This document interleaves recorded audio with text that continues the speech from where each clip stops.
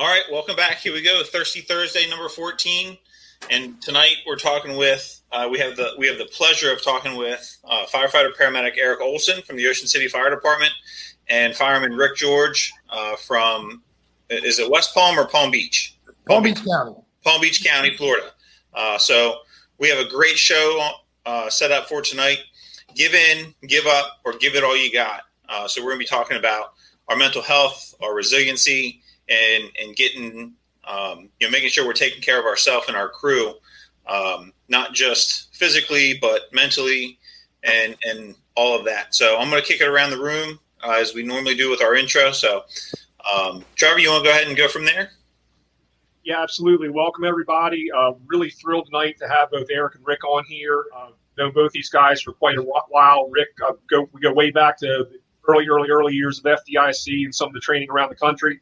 And a great deal of respect for both of our guests on tonight. And I think that you guys need to strap in and buckle up, man. We're going to go in for maybe a little bit of a bumpy ride here and there, but we're going to talk about some good stuff and talk about the 600-pound gorillas in the room from here and there. But this great stuff is definitely going to push us forward. So with that, let me kick it over to Bobby, and then we'll get our guests introduced. Hey, welcome, everybody. Welcome, Ric. Welcome, Eric. How you guys doing? Good, brother. Good. So a little bit of remnants of this hurricane. First thing is our thoughts go out with the people in the South that got affected by this hurricane. It's these things, I don't say they sneak up on you, but I think the slow movement caused them a lot more problems than what they thought was going to happen. So our thoughts and prayers go out to all those people south that have been affected by this most recent storm. And there's a whole lot more seems to be in the works. So we all got to keep our eye out and our heads straight. This is a really good topic for me. I want to tell a little bit of a story about myself instead of giving an introduction. So I've been in this fire service for about 32 years now.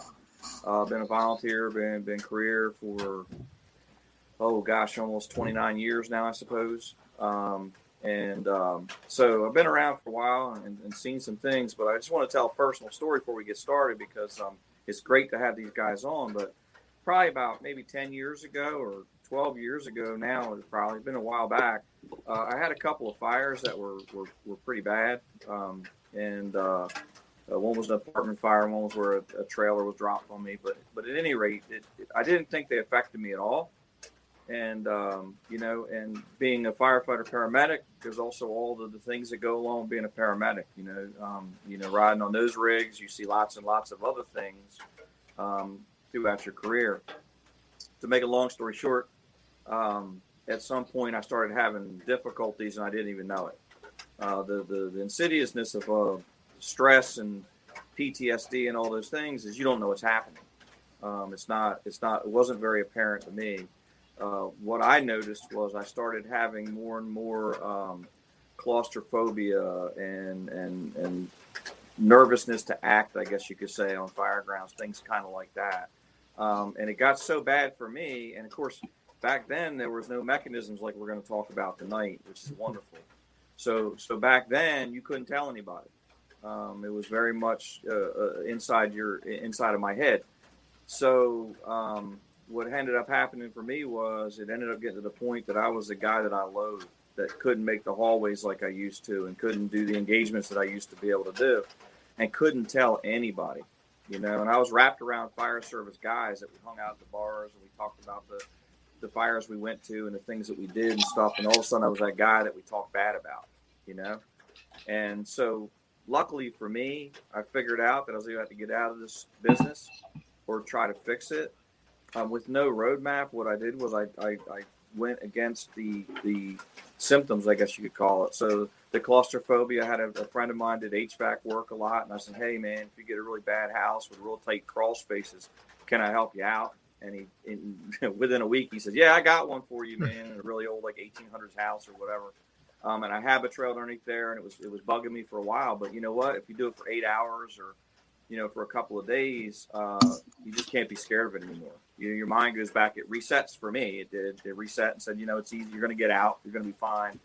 And so I kind of worked through my problems on my own. But here's the good news. Even though I didn't have a roadmap, I've never appreciated what we do for a living more than I do now. I absolutely love what I do. and how I look at what we do, and how I look at firefighting, I look at being a paramedic is in a very fresh light, because I come out of the other side of that. And I've never felt better about my career. I've never felt better about what we do. And, those the phobias are kind of gone. I mean, every now and then they flash back a little bit, but they're very, very small in my head. And I feel great about that. So I didn't have a roadmap, and we lost a lot of guys on the way, man. We talked about this I think we talked about this in another episode. 6 people that I worked directly with have committed suicide over my career. 2 of them were partners. So it's very real to me that these stresses are very real for these people. And so it's really glad to talk. But I don't want to take up your time anymore. I want to hear what Eric and Ric have to say. So I guess we'll bounce it over to Eric, who's just started a program up here in Ocean City with us that's been doing a phenomenal job. So, Eric, if you want to introduce yourself, my brother. Sure. Thanks, everyone. I'm Eric Olson. Like Bobby said, I'm full-time firefighter paramedic with the town of Ocean City Fire Department. And I kind of think it's great where I'm at right now because before the fire service, which I probably have the least amount of time on the panel, I joined the Ocean City Fire Department probably about 11 years ago. And I've been working there full-time 7 years and 8 years of part-time. But before that, back in Harford County, I got a bachelor's in psychology. I worked at Shepherd Pratt Hospital for a while. I did counseling for adolescents. Then I moved to the beach, fell in love with the beach, and then life kind of took its course. But and now I get the pleasure of going back to school, so in social work. So I'm happy to do that. So I get to kind of dive back into my old love. But like Bobby said, I also have another pleasure, and that was to help create and run the peer support team at Ocean City. And we modeled that after the IFF peer support program. And basically just over the past year, I've done a lot of research. What are the big departments doing around us over the bridge? What's working for them, what's not. And so far, I think we've had a lot of success. It's been up and running formally about 7 months now. And I think it's doing a lot of good because the people are calling, people are reaching out. But I think the first thing about mental health, I think mental health just I think the word mental health itself has a stigma. It's weird. And I just had a very big learning experience. We just had over the summer this health and wellness initiative where we had nutrition, we had mental health tips, we had challenges for exercises and all this stuff. And we took some data before and after the summer. And I administered or passed out a life satisfaction survey that included subscales of burnout and compassion fatigue and stuff like that.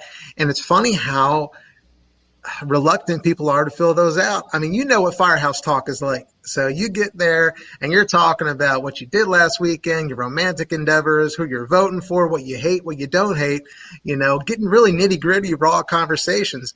But if I ask a firefighter on a scale of 1 to 10, how happy are you? They're like, whoa, Eric, stop with the personal questions here. So it's like, it was a big eye opener for me that it's just not just PTSD, not just, suicide, the big ones. It's also just people are kind of uncomfortable talking about happiness. So I think the stigma is kind of like we mentioned a couple of days ago when we were making sure our connections were good, that just talking is huge and making it more of a norm just to talk about issues and don't even call it mental health. I think a lot of things we do in the firehouse, we're doing it anyway. We're already good at talking to each other. Just, start really hitting the subjects that are, that are out there so we don't let them go. The important things get missed. That's my intro. Thanks, Ols. Ric? Yeah. My name is Ric Jorge. I worked for Palm Beach County for about 24 years, been in the fire service about 29. Been on the outskirts of it for a long time. I grew up next to a volunteer fireman in my hometown that I live in now. So I grew up climbing on the fire trucks at the firehouse. And back in the day, they used to play checkers, and there was this huge air raid siren that they would get going when there was a call, and the volunteers would come.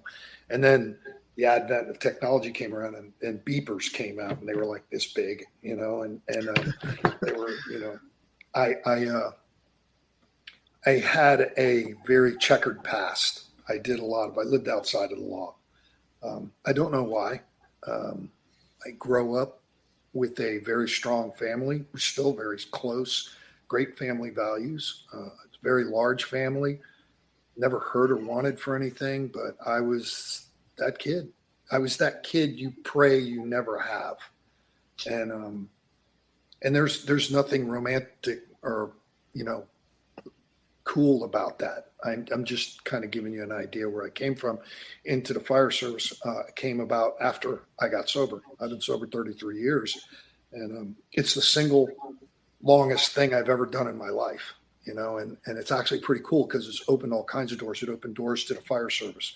When I was diagnosed with PTSD 12 years ago, it opened doors for me to be able to talk with people that have mental health issues, whether it's PTSD, TBI, anxiety, depressive, whatever it is, it doesn't matter, because people will come to you when they know you've experienced something, because you're safe, you won't be judged. And I get it. I do. I get that. So that opened the door for that, and that, which in turn opened the door for me to co-author a book called Developing Firefighter Resilience with Bob Carpenter and Dave Gillespie. And it's a performance book. It's a methodology performance book, but those methodologies are the very same ones that I utilize teaching in the mental health industry. For the last 7 years, I've been working at a treatment facility. It's called FHE Health in Deerfield Beach, Florida. And there's a program that we have in there. It's called Shatterproof. And Shatterproof is a uniformed personnel program. We don't care if you volunteer. We don't care if you're IAFF. We got law enforcement, corrections. We got those industries with initials like FBI, CIA. We got military. A lot of active, retired. We got firemen, dispatchers, nurses, doctors, whatever, any type of uniform branch that struggles with issues on substance abuse or mental health. It's been just an incredible road, from a kid that really was just deserved none but prison time to a kid that I am now, at 62 years of age, haven't had the honor of doing the things that I've done and walked through the doors that I've walked through. It just blows me away. And, that's kind of what keeps me grounded and humble.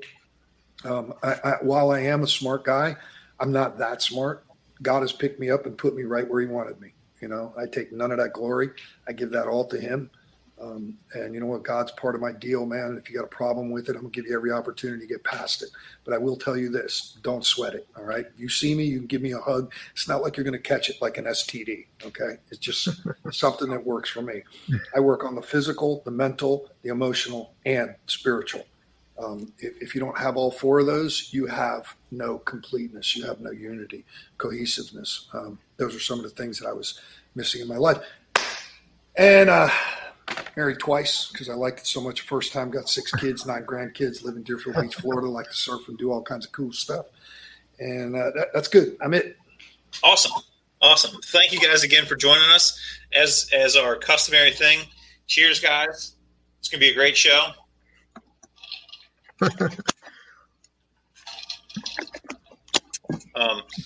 And as we typically do, the conversation just kind of goes wherever we take it.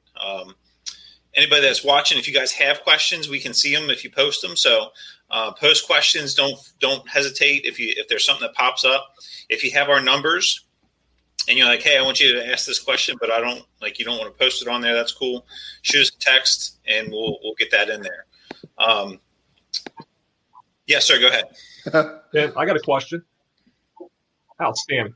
Hey, Olson, you were talking about earlier, and you hit on something that's really important, and I want to throw it into the conversation for you and Ric tonight, is the stigma of getting help. I mean, I've been in fire service for quite a while now, and I've seen it go from where we just didn't talk about it, or how we did address and talk about things might not have been the most productive, to now they're actually putting some of the resiliency training, and a lot thanks to Ric and his work, into the fire academies, where that's a block of instruction where they talk about mental health, physical health, all the things that they kind of bring together. But a lot of firefighters, myself included, are reluctant to reach out and get help because they feel they're going to be stigmatized or looked at a different way. And whether that's for future advancement or just the brother or sister that's on the line next to them, they don't want to be looked at differently, or they might enjoy things like hunting, or they might have a concealed carry and like, oh my God, if I go get mental health counseling, the Black Suburbans and the Jayhawks are going to be coming around my house. So with that being said, Rick, you had said something the other night, and it made me just frame something completely different. We do a lot of training on Maydays. And before, like when I first started, you can call a Mayday unless your ass was on death's door. You just didn't do it because you're going to be the biggest sissy ass around the firehouse. That's right. Now we say, first of all, keep yourself out of a Mayday, learn the signs, learn what's coming down the pike. But call that Mayday early, recognize the signs, call early, call often, and you keep calling until you get help and your ass is out of the building. I'm like, holy shit, that's what Rick was talking about in Olson the other night. We should be treating this just like a Mayday. So to throw it to you guys real quick, that's the best comparison I could get in my mind. But can you guys talk about how to overcome some of that stigma and what's real and what's perceived? Go ahead, Eric. Okay. Well, I think number one, we talked about this the other day, and I think Rick helped me to drive it home, is we have to be, number one, be transparent ourselves. We can't help other people unless we're kind of vulnerable ourselves. And I've just finished my 4th year of sobriety, and I'm the happiest I've ever been. I guess me and Rick are the only ones drinking water, I guess. But I thought I recognized you in that jail cell. But letting people know that like Rick said, I can talk from experience. I've been, I don't know exactly how you're feeling, but I know I've felt some lows and some depths that you might be feeling similar to. So I could be helped that way. But I think you really just have to put yourself out there and just try to drive home. I need to keep on attending events. I need to be out there. I need to show people that life, I know I kind of trailed off on the substance abuse part, but show people that life is good afterwards. It's not, it's beautiful. Because really actions speak louder than words. I could tell you I'm happy all day, but if I don't look it, I don't have a good poker face at all. People know me. I don't. If I'm in a bad mood, you'll know it. If I'm, bitching about a call we had, you'll know it. And they'll be like, Eric, you need to meditate or something. I'm like, you're right, I do. And like even meditating. It's kind of, people look at you weird when you say you do it, but sometimes the people that are close to me, they know the difference. They see it. So if people see the difference in you, they'll probably ask more questions.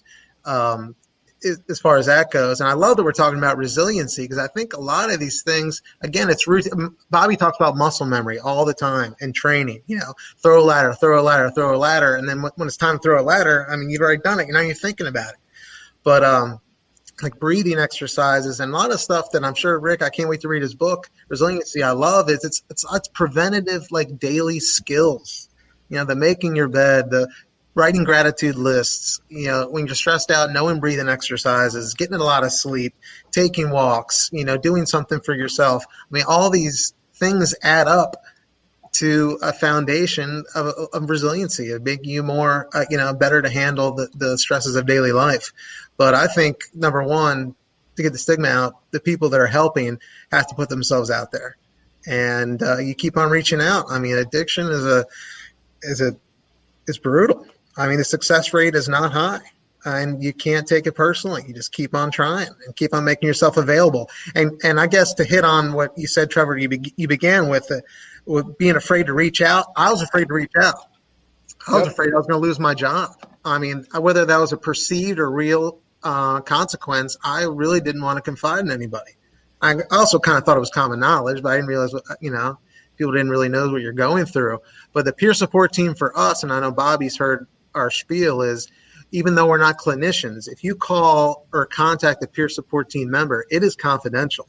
We are making our team sign a confidentiality agreement, and we have the wonderful backing of our command staff that it's written in our SOG, our peer support SOG, that if the peer member has been found to have violated your confidentiality without good reason, like you're a harm to yourself or others, or all this stuff, you're kicked off not only you kicked off the team, you're going to be subject to disciplinary action. So HIPAA violation. You really got to know that, we're not clinicians. We take our job as peer support members very seriously. We want to help, and we wouldn't be successful if they knew we were going to blab to somebody else. So I think that might help people talk. Maybe a little, Rick, what do you think? I think that the stigma, which is an interesting term, right? Because it's a visible indicator of a disease, right? So maybe the stigma isn't more than, maybe it's misnamed, maybe it's an embarrassment or a shame. Okay, but why? Let's put it in perspective. Why is there no stigma about the lack of leadership that we have in the fire service? Why is there no stigma around why we let men commit suicide and destroy families through alcohol and drugs and lose their careers and all kinds of stuff? Why don't we're real big? Like, you remember the stigma that you would get? Well, Bobby maybe remember back in the day, you didn't put an air pack on. It was a stigma, bro, right? You didn't put an air pack on. You were weird, now you don't do anything without an air pack on. You're an idiot if you do. Okay. But we do a lot of stuff in the fire service, right? When we go on fires, we 360 our buildings. And why? So we can get an advantage to anything that could go wrong, so that we can keep our people out of harm's way and mitigate whatever the problem is. We should be 360 in our people too, and it's very simple. We discussed it, when we did the thing, the tune-up before. And I mean, we have in Palm Beach County, we have an annual mental health day, right? Or an annual medical physical. So everybody goes on their birthday and they go in, they got to do this medical physical. If you don't do it by your birthday month, you're in out of pay status. And so you have to complete all of this stuff. And I tried to get them to put a mental health check in, because you have to do a little bit of typing on the computer when you get there. And a mental health check in. You start getting a baseline on people, start asking questions. It's kept strictly confidential, just like your medical records. It's part of your medical records, and it's not associated with admin. I believe, and it's been my experience, that I have seen cops and firemen and every discipline, they're more concerned about losing their career because their admin will not cover their ass if they come forward and say that they have something wrong. That speaks to the leadership or lack of in this country, in every discipline. When your people are worried about that, then you don't have their best interest in mind. Why are you there? Why are you there? You're supposed to be leading our men and women and making them as strong as possible, helping them. It's a brotherhood, right? You're supposed to be binding people together. That doesn't work like that.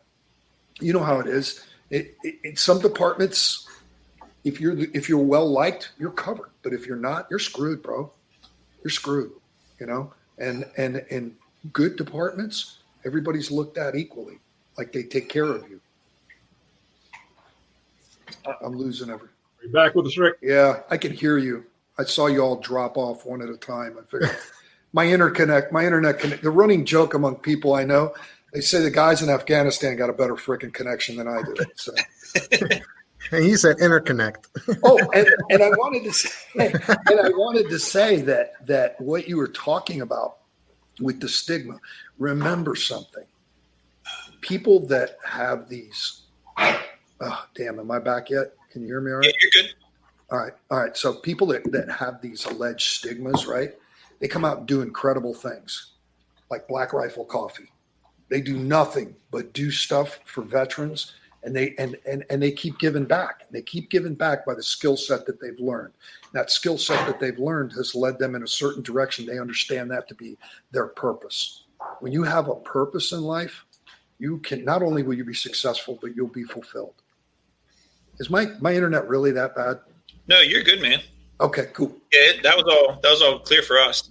All right. Actually, we just got a comment from Justin Cassell, and I just threw it up on the screen, but talking about in the in the past, you get back from the call and you'd be busting somebody's balls, and in the long run, is that leading to making things worse? It's the same thing like what Trevor was talking about.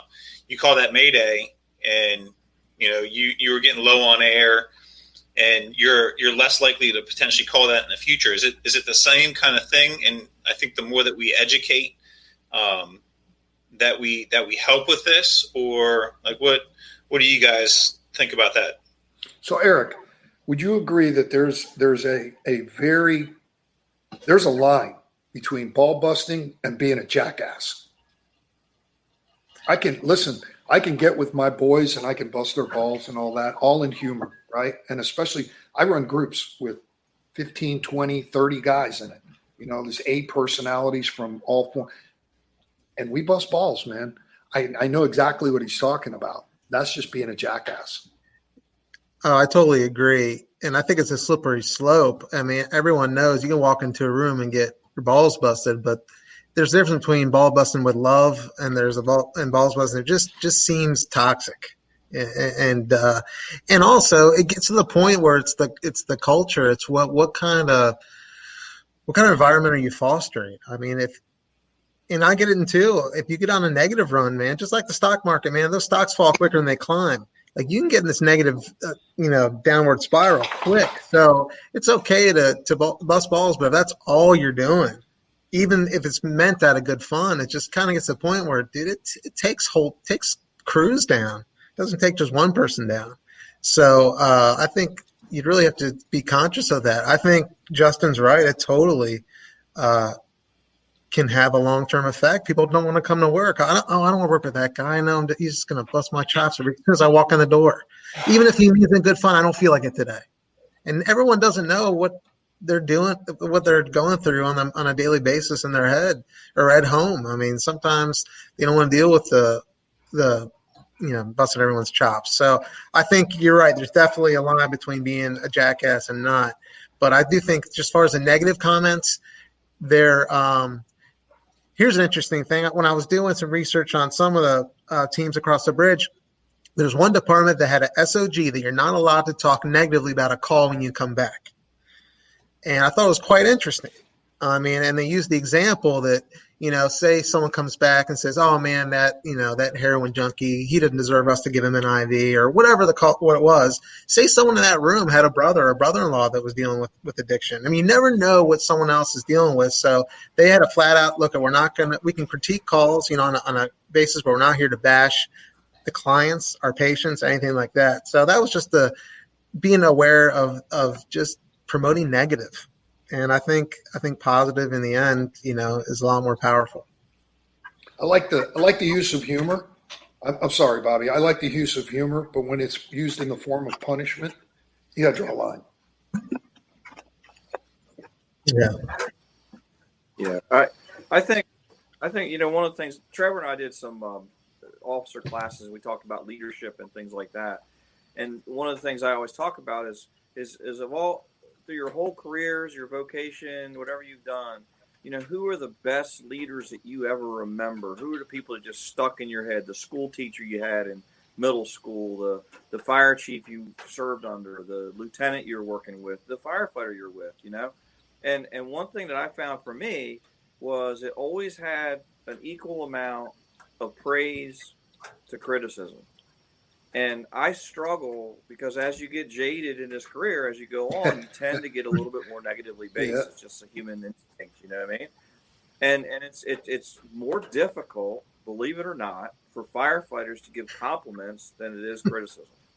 Much more difficult. It's probably 4 times harder for a firefighter. It's probably even harder for a firefighter to accept it than it is to say why. Probably even harder for a firefighter to accept it.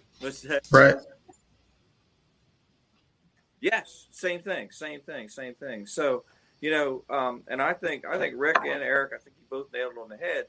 There's a huge difference between having good fun at the firehouse about how things go wrong and using it to damage somebody. And a lot of the guys veil damaging their coworkers as humor. And we all know it. We all see it. We kind of go through it, and as a lieutenant, when things don't go right, I can't say I don't joke about it and say things about it. But also, I always try to offer how to get to the next step and not do that mistake again.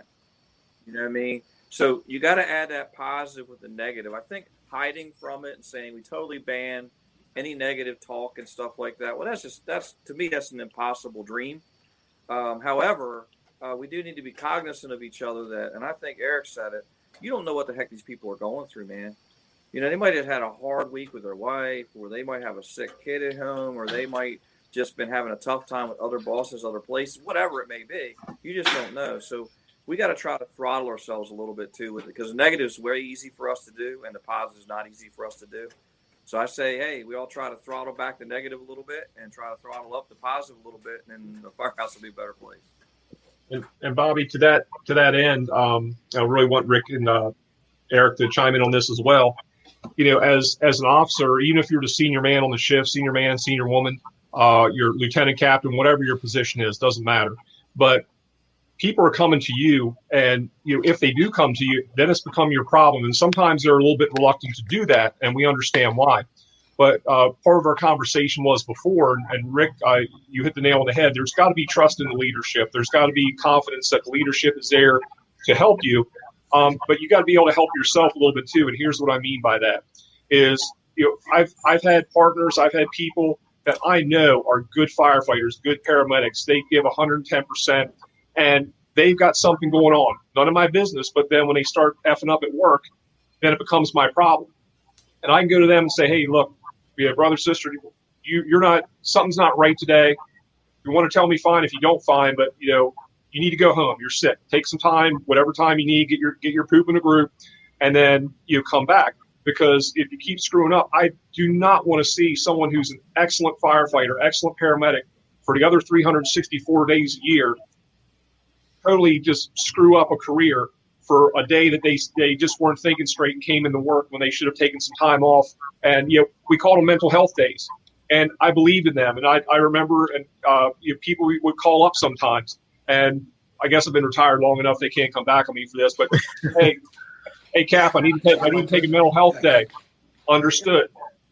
None of my business. You take that time off. If it goes past policy or whatever, we'll talk about it. But, you know, do what you got to do to get your stuff straight. So with that being said, part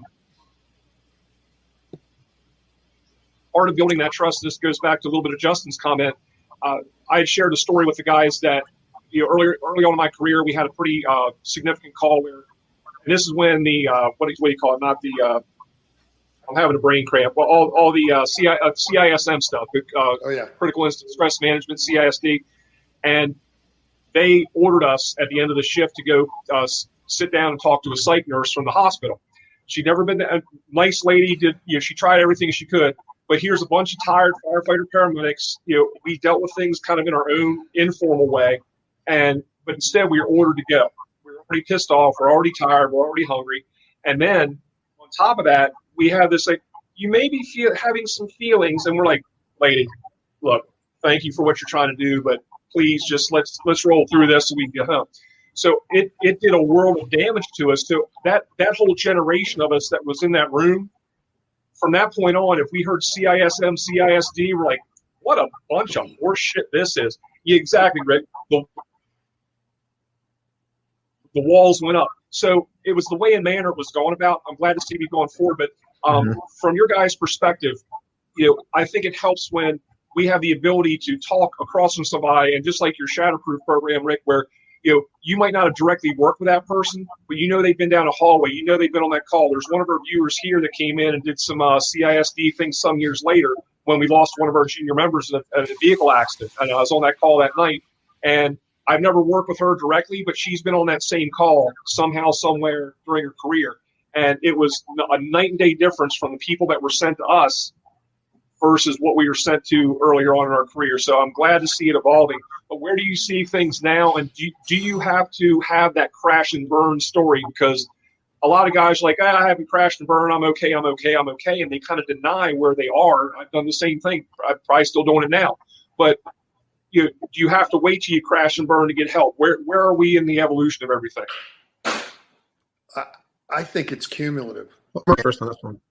I think it's cumulative. I don't think it's one call. I think that I think it can be one call. I mean, I think if you're a citizen or a civilian, you're caught in the shooting, Batman shooting out there in Aurora, Colorado. Yeah, I think you can walk away with it. I think that women that are sexually assaulted or abused, I think, yes. I think people that are mugged and stuff, can that happen? Yes. But in this career track, I believe it's a accumulation of things. It's going to be, it was never the gore. I mean, it was always the family's reaction. It was always the cries, the screams, the smells. It was, hearing somebody beg God to make their dead loved one come back.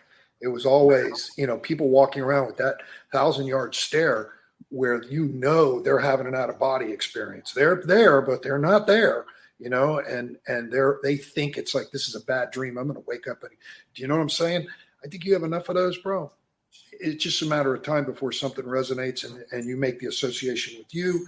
You have a tendency of looking at your life and looking at how, whenever you're facing your own humanity, when you're facing your own life, when you realize, oh shit, this is big stuff, and it takes it to a different level and it shifts it, and you haven't prepared yourself for the mental, the emotional, and the spiritual side, and all you've got is the physical.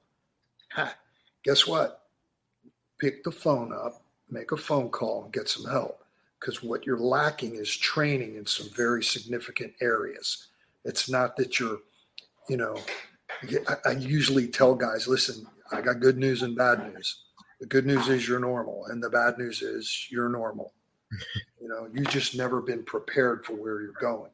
And that's what our motto is. Our motto is preparing the mind for where the body's going to have to go, But I think any of you guys can testify to that.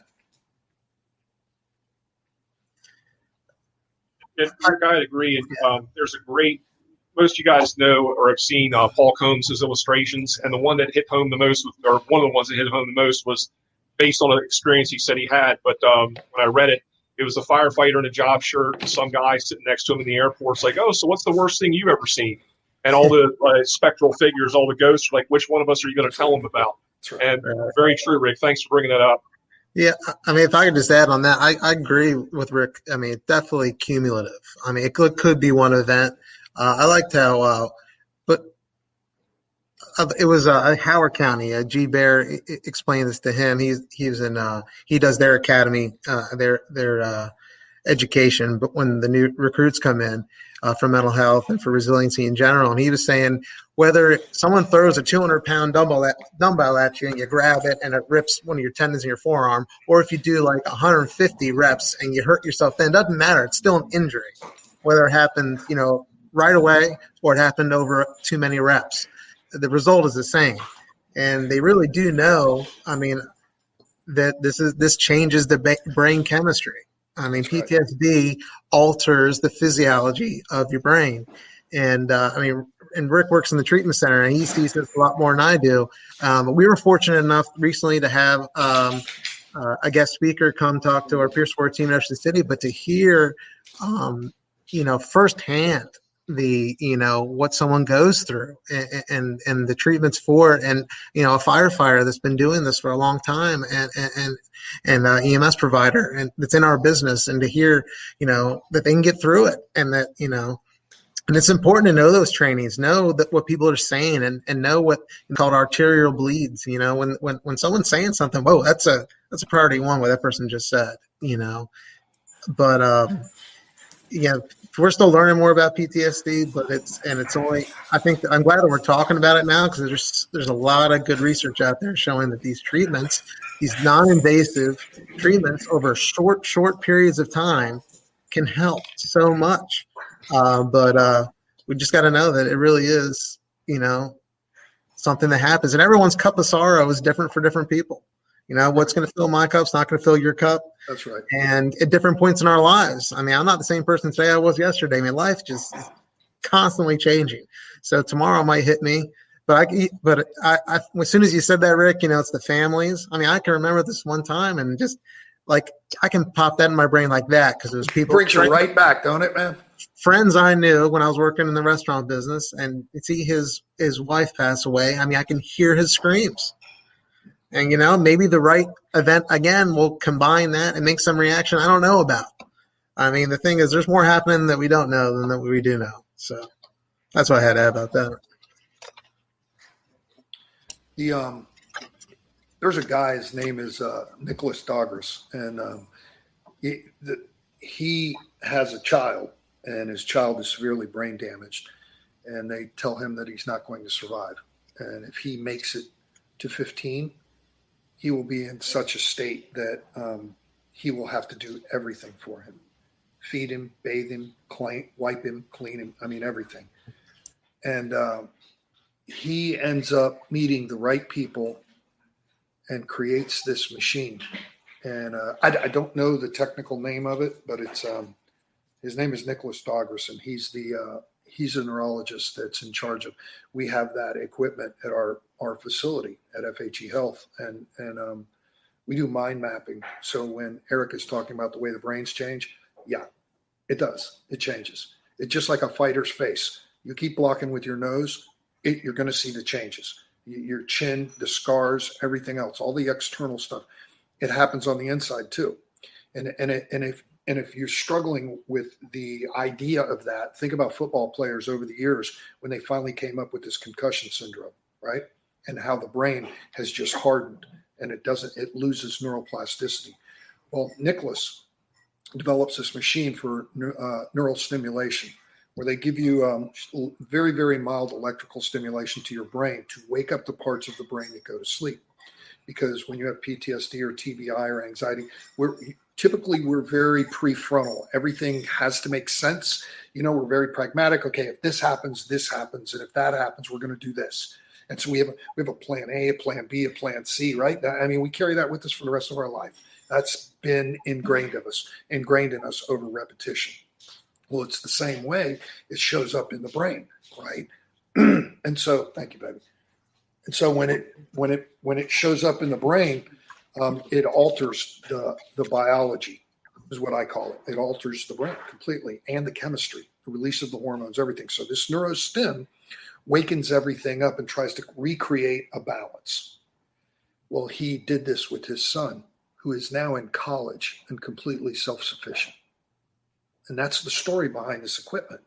So, and now you believe what you want. I know there's a lot of smart people, but God's got his hands all over this, and he's watching out for us. You know why? Because God loves fools and drunks, and there's a bunch of them in the fire service. All right. Cheers.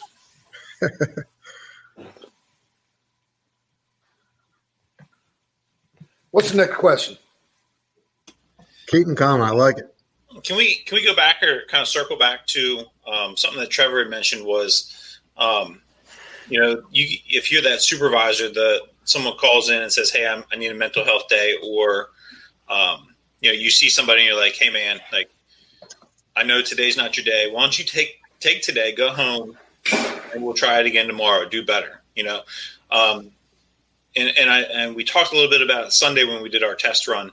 But that person comes to you and says, hey, Rick, I need to talk to you as a friend. I can't talk to you as lieutenant. I can't talk to you as the captain or whatever, but I need to talk to you, man. Like, how does that conversation change versus, them coming to the officer? I know I think that also kind of goes back to that stigma we were talking about too. If you go and you talk to the captain, you go and talk to your lieutenant, that requires them to take action to, maybe go down a road that they wouldn't necessarily need, they wouldn't necessarily feel comfortable with. But if they come and talk to Rick, they come and talk to Trevor as their friend, that gives them a little bit more leeway, and it gives them maybe a little bit more privacy outside of the department as well. It's all about trust and control, and Colin Powell says that good leaders can see around the corner. And that's the truth. See, because a good officer will know if he's got somebody there, he's going to say, hey, listen, so-and-so looks like he's a little sideways. Can you have a conversation with him? I don't want to know about it. I'm just pointing something out. Or that person comes to you to talk to you. That's what family does, bro. That's what family does. I went a real quick shout out to Mrs. George over there. This is the best coffee I have had all day long, honey. Thank you very much. Cheers. Eric, everybody's cheering you. Actually, they want 4 more Cuban coffees. So, the point is that leadership and that family role, it actually meshes very nicely together. Because if you've got children, you know that it's the same thing. You try to mold and guide your children. Eventually, they're going to have to walk on their own. But it's our responsibility to do the best we can to set them up. And it's the same by setting that, what would you call that? The climate. Thank you. Setting the climate for and the tone for allowing that type of thing to happen, Ben. Because if we can't have that kind of transparency and we don't know when to shut the F up and stop the bull busting, right? Then it's about you being immature. So there's an emotional immaturity or anything like that, right? A mental or emotional immaturity, or you just don't know and you haven't seen it. And that's when a senior man or somebody just needs to pull them aside and say, hey, it's time for you to, STFU, and learn. Listen, all right, you got 2 ears and 1 mouth. There's a reason God did that way. Okay. I think that if you don't have that component that you're talking about, Ben, it's a mistake. It's a big mistake. Absolutely. And it comes with a high cost. Yeah. Yeah, I would agree. And I think the other really important part of that is having someone that you trust. If I'm struggling, I'm going to go to somebody that I know, that I trust implicitly. And like Eric mentioned at the beginning, the confidentiality of all of it. Like, I know that if I go talk to Bobby, to Trevor, to Eric, to Rick, that it's not going anywhere else. They're in it to make sure that I end up okay. Whereas if I go talk to Joe Bob, tell a friend, tell a fireman, like, it's going around the firehouse quicker than anything else. So having those people, those mentors, those people that you trust, Bobby and Rick and Eric and I, we haven't worked together in over 2 years. Trevor and I, we haven't worked together in, how long you been in Florida now? 4 years? Like, we haven't worked together in 4 or 5 years, and I would trust all of you with my life. If we got to crawl down a hallway, if something happens to me and I'm in the back of the ambulance and you guys are taking care of me, there's not a question in my mind that you guys are going to do the very best that you can. But at the same time, I know that if I call Eric up, hey man, I got to talk. Could be about anything, that I know that it's staying with him. And the same thing with Trevor and Bobby and Rick. Like, I know. So you have to have those people, and you have them. Everybody has them in the firehouse, and you have to take that time to trust them and to mentor those relationships. You mentioned something that's a great analogy, and Trevor, Eric, and Bobby have all talked about it. And so you trust, there's people that you trust, your company, to make the hallway, to do the rescue, to make the grab, to take the top off a roof, to force a door, to do whatever it is that needs to be done, to not abandon me when I'm the guy on the hose because it's getting hot, right? So it's the exact same type of training. It's the same methodology. It's just redirected in another way. So I'm jealous because Eric will talk about it because he's successfully pulled off putting it into the academies. If that is taught on the front end, not only does it help your mental health, it affects your performance. It makes you a better fireman. It makes you a better operator. It improves situational awareness, critical thinking, rapid pattern recognition. It has the exact same effect. It's just the way it's directed. And Eric, you guys have that at did you institute that at the academy there? No, we don't have it in our academy yet. But I know that it's done in like some of the bigger counties, bigger departments across the bridge, but I think we're going to get there. I think we are. So we've only had this less than a year now, this program, but I think we're getting there for sure. Good. That's a big deal, bro.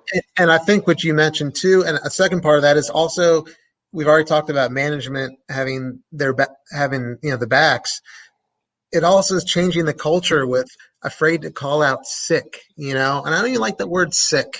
Mental health day. You can see on like our the template we use for scheduling. It says right under there, Eric Olson took off because he's sick. And sometimes they'll want to know a reason why. Oh, because his daughter, and everyone can see it.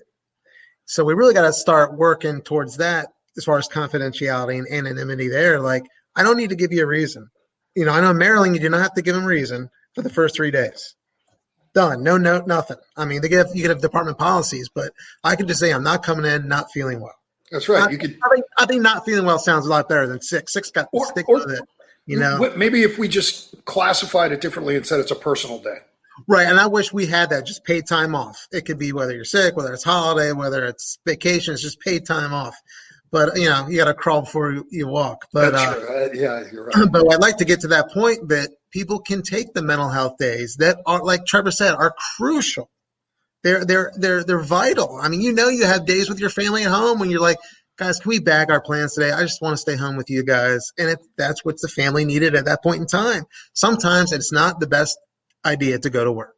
And that's just the nature of the beast. You're giving 25 years, 30 years of your life to someplace. I think you're entitled to some wiggle room. Hey, the studies even show that shift work is a class A carcinogen or a type 1 or whatever. It's a carcinogen.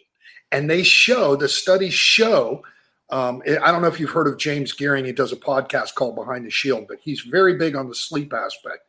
And it's the recovery aspect that's important. And then they're saying it takes 72 hours for you to recover from a sleepless shift. Yeah, so Bobby did a lot of research on that, yeah. And they did sleep studies where they showed that even 25-year-old kids who work in 2 jobs, 25-year-old kids started showing coronary artery disease because he was being woken up in the middle of REM sleep. It's terrible on the body. You know what happens then? The cortisol level comes up. Yeah. And you know what the byproduct of cortisol is? Systemic inflammation. Yeah. And that's organs. Yeah. You know what the number 1 killer of firemen is?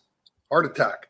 Systemic inflammation is directly related to heart attack and the occurrence and the severity of it. I wanted to, if I could, I want to talk a little bit about the leadership part of this thing. I think we're all very familiar with the shotgun approach to management styles where one person does something and the management shotguns out. I think everybody's aware of that problem. And though we haven't solved it, I think we're very aware of it. There is another problem, and I call it a friendly fire problem. And so we're talking about people calling out sick. Managers tend to get upset by numbers. So they see numbers of X amount of people are calling out sick from the fire department across these 4 shifts, or this shift is worse, or whatever. And what happens with the friendly fires, let's say Eric Olson never calls out sick, but he just happens to be at the time where they've decided to crack down on this thing. And so as leaders, we have got to understand that first 3 days should be free. If it becomes a problem, you'll know it's a problem. And then you talk to the person about, is there something going on at home? Is there anything going on at home? Those types of things. But as managers and leaders in fire departments are taking that call, we all know that guy, you get ready to call out and you might be sick. You might be injured and you look at oh my God, I got to call this guy. You're going to get the 3rd degree. You're going to get this, and you're going, why can't you come to work? And oh my God, I got to fill this shift, and it's a weekend, and whatever else. We as managers and leaders of the fire department have got to allow these things to happen, and I call it friendly fire. It's where you get pushed by numbers and other things, and it just happens to be that guy that ends up on the end of that gun barrel of, oh, this is what we're going to crack down on this now. So the guy that called out 18 times before to piss him off wasn't the one that called out this time, was Eric Olson, and Eric Olson got in trouble. And that's from the management side of things here, is we got to kind of let things go a little bit. People have sick leave because they're expected to use it. So, if they abuse it, that's a whole different thing, but they're expected to use it. Let these guys have a break as managers and let them call in and let them do their thing. And if it becomes a problem, you'll know it's a problem. It's just like they argue about whether you go inside houses on fire or not. It's very obvious what houses you shouldn't go in. You don't need to have a committee meeting about it. And it's the same thing with sick. If I'm a sick leave abuser, it's going to be very obvious to the managers that you're sick leave abuser. Oh, how'd you do that? Anyways, That's just from the leadership side. Trevor, you want to talk about it a little bit, but I mean, it's just leadership side of things is give these guys a little bit of a break, man. I mean, sometimes people just do need a day off. And Bobby, I agree with you wholeheartedly. I started to mention it before. There's a point in time when someone's absence, someone's personal issues, when they bring them into the firehouse as that officer, as that leader, it goes from, okay, they're talking to you as a confidant, but then you have an obligation to go forward with it. I look at it very simple. It's just like that lieutenant, that seasoned lieutenant who's taking a permie down a hallway. That's uncharted territory. They've never been there before. It's dark. It's scary. It's hot. They don't know what the hell is going to happen to them. So, hey, hold on to my coattail, kid. I'm going to be your guide. I'm not going to let any harm come to you. Just follow my lead. That's what you should be doing as that officer, as that leader. If you have a sick time abuser or that guy that is going to call out sick and game the system all the time, take that rifle approach like you're talking about, Bobby. Don't let everybody have a pellet in the whole department. But that's what you should be there for, is give that guidance, because they don't know. If everything was going super freaking wonderful in their lives, they wouldn't be having that issue. So obviously something's not right. When a firefighter, paramedic, EMT reports to work, you need them to be there mentally and physically. And I push on my folks all the time. Number one priority today, operational readiness. That's you, your gear, your equipment, your uniform, your head and your heart. That's where you got to be. If all those elements aren't there, then you're a danger to yourself, you're a danger to us, and we're not going to serve the community that we're supposed to be there for. And that's a pretty weighty obligation to put on somebody every day for 20, 30, 40 years and not expect the machinery not to break down from time to time. That's correct. That is correct. This is maintenance. We do preventative maintenance on our fire apparatus. Start doing it on your firefighters and talk to them about stuff.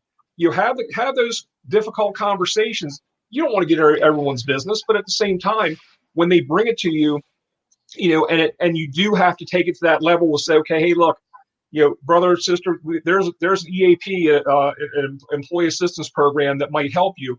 They may or may not want to do that, or they can look outside, like some of the programs that Ric and Eric are talking about. But either way, I don't want that person to have harm come to them, their family, but they have to be part of their own process. Also, I can't do it all for them. I can guide, but to say, hey, I'm going to force the door for you, but you're not going to go through it alone. And that's what I think some of the folks are afraid of, that once the officer touches that base, and to me, it's like checkbox command, and I'll get off my soapbox. Oh, yep, touch that base, check on the command worksheet, and then they wash their hands of it. Now, this is your family, this is your crew, this is your department, and each and every one of them, you don't know what they're battling. They might have a smile on their face, but every single person, everybody, I don't care who you are, is dealing with something. Big, small, real, perceived, they're dealing with it. So to me, it's that situational awareness. Go back to just like what Ric was talking about. I'm so glad you said that, because that analogy is popping in my head as well. But, be that lieutenant with the permie, and not that person's any less experienced for coming to you. You're there to guide them. You're there to mentor them, and you're there to, basically run interference for them and say, no harm will come to you today, brother. And if it does, I'm going to be there with you. That's simple. Sadly, it's one of those to get the officer in that mindset, to train them, to have them prepared for that comes from above. If you don't get that order from above, it ain't going to happen, because it's like one of those, how do you know what you don't know? The officer's going to go, oh, you mean that's part of my responsibility too? Yes. I can tell you wholeheartedly, the men and women that I see typically don't have a problem at work. It's their days off where there is no structure that they have problems with, and if we can't help teach people about that, it's a problem. I started taking stuff out of our book, like segmenting and meditation and reading and things that resonate, and learning how to utilize meditation for mental rehearsal and incorporating that.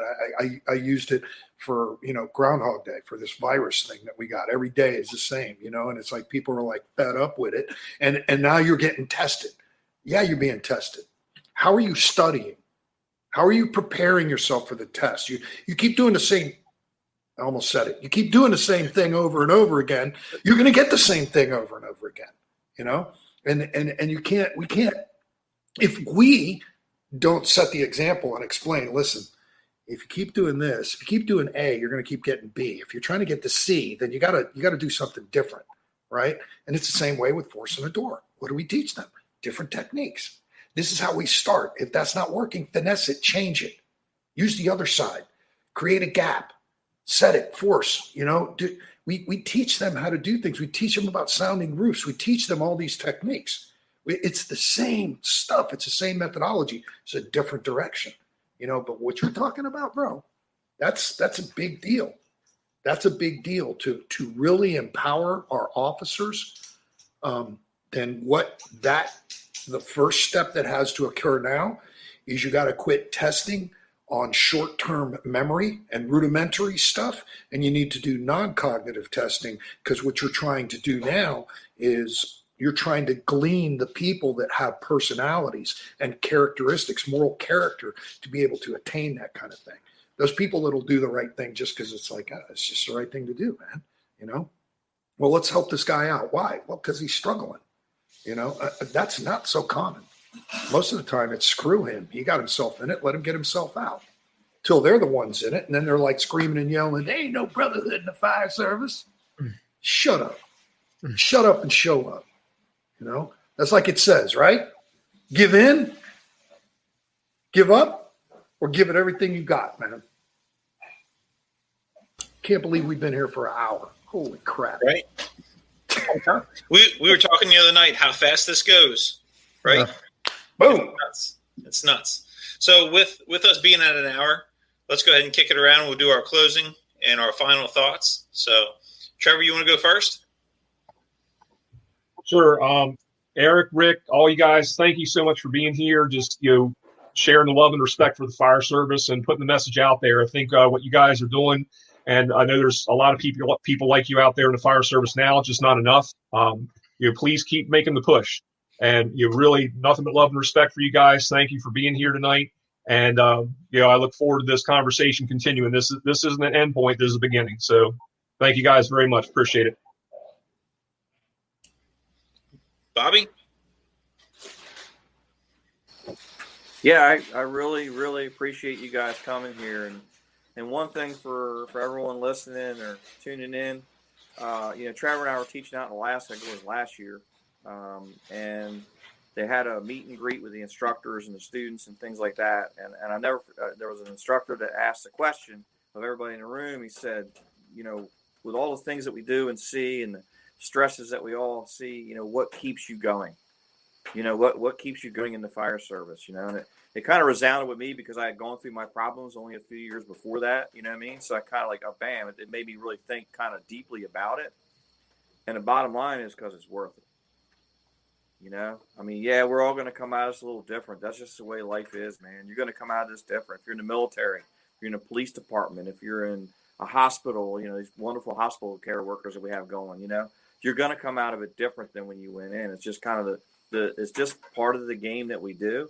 But damn it, it's worth it. Because when that 8-year-old in flannel pajamas needs you to go down that hallway, it's damn sure worth it. Or that 55-year-old man has that heart attack, it's damn sure worth it. So, the thing is, get the help, reach out for help, do what you need to do to keep your head on straight, because it is absolutely worth every single day of the fight. In my 32 years, every day's been worth it.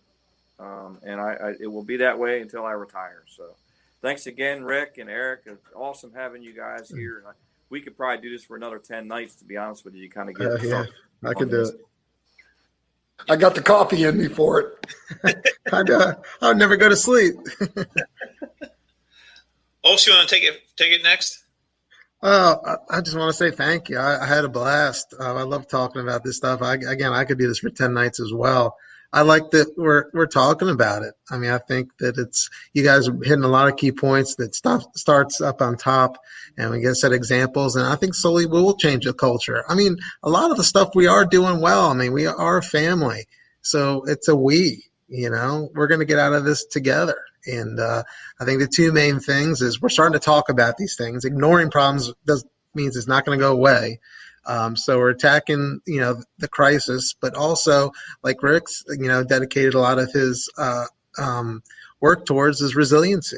We're preventing a lot of things from happening. So I think it's dealing with the things. It's okay to talk about it, and because we realize that evidence shows that by ignoring it doesn't work, and to try to prevent the next one. And I think, like Rick said, we're trying to make sure we're healthy in all facets of the human, And the spiritual, like you said, is a key component. So thanks for having me, and it's a pleasure being on here. Thanks, Ric. You're a cool dude, bro. I don't care what Ben says about you, Eric. Come on, man. Hey, and anybody that's tuning in late, it took us 45 minutes to get Bobby to be quiet long enough so we could have a conversation. Got quiet as a mouse over there. So I got an analogy for you. Storms reveal foundations. It's not the time to develop them.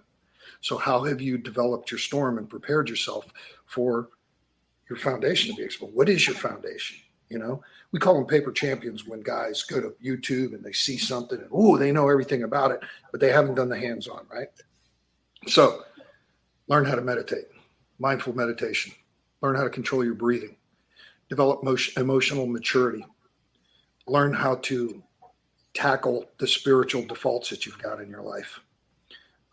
Speak openly and honestly. Say what you mean and mean what you say.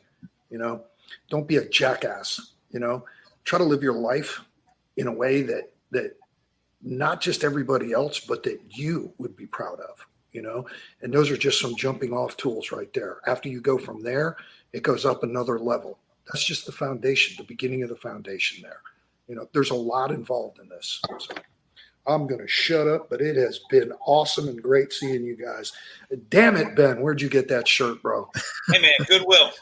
I like it. Goodwill. You can't go. I like it. I know it. I almost wanted to put my mask on there. There you go. Put that mask on. There we go, baby. All right. There we go. I was going to give myself a Latin wrestler name when I came on and put it under there instead of Rick, but I can't. What would it be? Ben will throw something out there. What was it, Rick? Real quick, what would it have been? El Guapo. Blair, you guys remember him, right? El Guapo. So, all right, as we wrap things up here, thanks again, Eric and Ric, for joining us. Trevor and Bobby, it's always a pleasure to get to chat with you guys. As always, for everybody that tuned in tonight, we really appreciate you watching. We hope you guys got something out of this. And, you know, if it's anything like Ric wrapped up, be honest and open, talk about it. You know, we want to see you succeed. And that's not just us. That's everybody. Okay, that's your leadership team too. Whether they address it, whether they look at it, they want you to be successful. And you should want yourself to be successful. So take care of yourself. All right, so we got some slides here we're going to click through real quick. Again, big special thanks to Eric and Ric. So thank you guys. We appreciate you again for coming. There will definitely be a Give It All You Got session 2. Hard to do. So these are some information that we took, or that I took from most of it I got off of the Ocean City Peer Support website, which you see at the bottom there. But September is Mental Health Awareness and Suicide Prevention Month. So if you guys do need some information, or you do know somebody, or something comes up and you need to talk to somebody, you're not sure who to or how to go about it, there's some phone numbers for you. All right. The National Suicide Prevention Lifeline, the Safe Call Now runs 24/7 for the career brothers and sisters out there. The Center for Excellence, which was started and funded by the IAFF. I believe that's over in Prince George's County, Maryland. There's their phone number. If you guys do want more support information, the Ocean City Peer Support website is phenomenal. They've got a bunch of great resources on there. So please visit that website. And what I'll do is I'll put a link for this, link for them on our Strike the Box website as well, with a link for the video. Here's some stuff that Ric has been working on. The FHE Health, the Florida Shadowproof program. So there's the link for them. Definitely go check that out and take a look at those guys. Again, talking with him Sunday, the program that they have there is phenomenal. And as you guys saw during our conversation, Ric is a phenomenal human being. So definitely go check that out. There's his book, Developing Firefighter Resiliency, that he wrote with Bob Carpenter, Dave Gillespie, and Ric. So if you guys are interested, grab that. And then the last thing up here that we have is the challenges for the firefighter marriage. Again, this is just another book. We had mentioned it during our test run on Sunday. That's written by Ann and Mike Agliano. Mike was a career fireman in Seattle for, I think, like 23, 24 years, and talks about how they made that firefighter marriage work. So it's got some really great stuff in there. So if you guys are struggling with that kind of stuff, please go check these resources out. I'm going to scroll back up. So there's the national, those phone numbers, that website. Again, that website will be on the Strike the Box website. There's Ric's program, the Shadowproof in Florida.